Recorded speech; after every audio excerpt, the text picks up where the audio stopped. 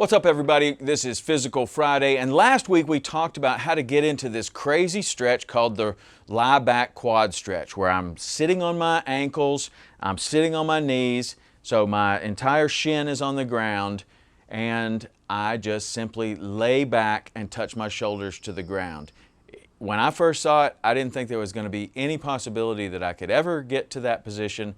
But last week we talked about different progressions we could use, like putting this medicine ball behind my back and supporting my back so that I could get into a position where I could relax and start to gently stretch out those quads, also working on my ankle mobility and eventually being able to lay all the way back onto my back like this, which I thought was going to be a total and complete impossibility.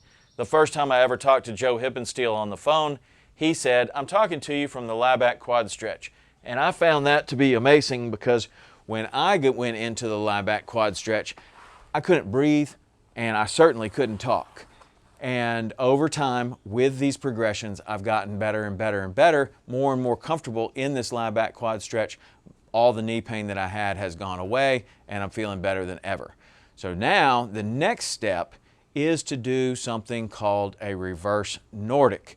The reverse Nordic is something advocated by a knees over toes guy, and it's a movement. Again, I did not think that I was ever going to get to a position that I could do this. First of all, I didn't think I could ever put my shoulders on the ground.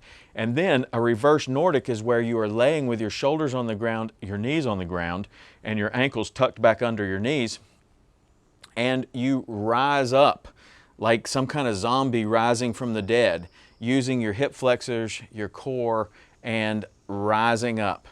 Knees over toes guy does this all the time on Instagram, so I thought maybe I'll give it a try. And the way that I've been able to do it is to use bands like what I have in my hand right here. I have a band in my hand that is attached to a pull-up bar above me.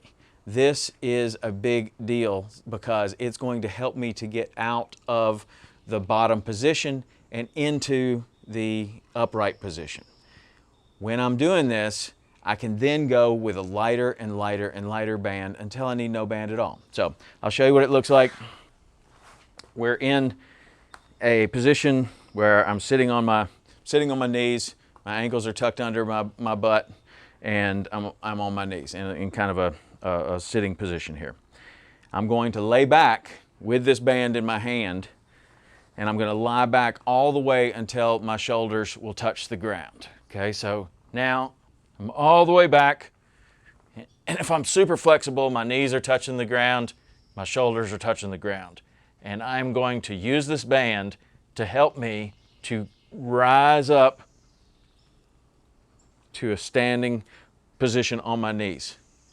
Okay, now the band helped me significantly there. So now I'm going to go back again, and I'm going to start to get some reps in using the band to help me to do the reverse Nordic. A couple more reps, and then the next step in the progression would be that I have my hand well up on the band, so it's providing a lot of help. If I move my hand down a little bit, not as much help. So that's the next progression, is to use the band with more length. So now go all the way back down, pull myself up with the band a little bit.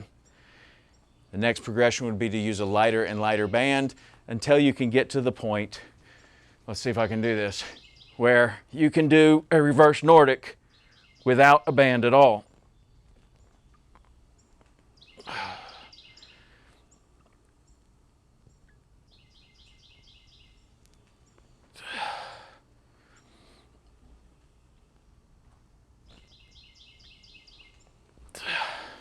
So that's the reverse Nordic. And I'll tell you what, there's really probably no reason that anybody really needs to do a reverse Nordic, but when you can do a reverse Nordic, the pain in your knees goes away.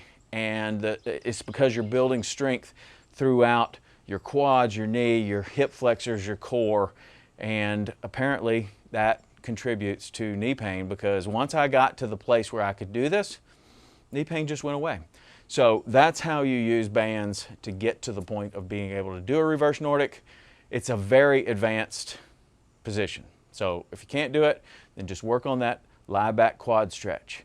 If you really want to get to the reverse Nordic and you can't quite do the lie back quad stretch, you can still use a ball like we had before and a band, and you can be here and pull on this band into a standing position.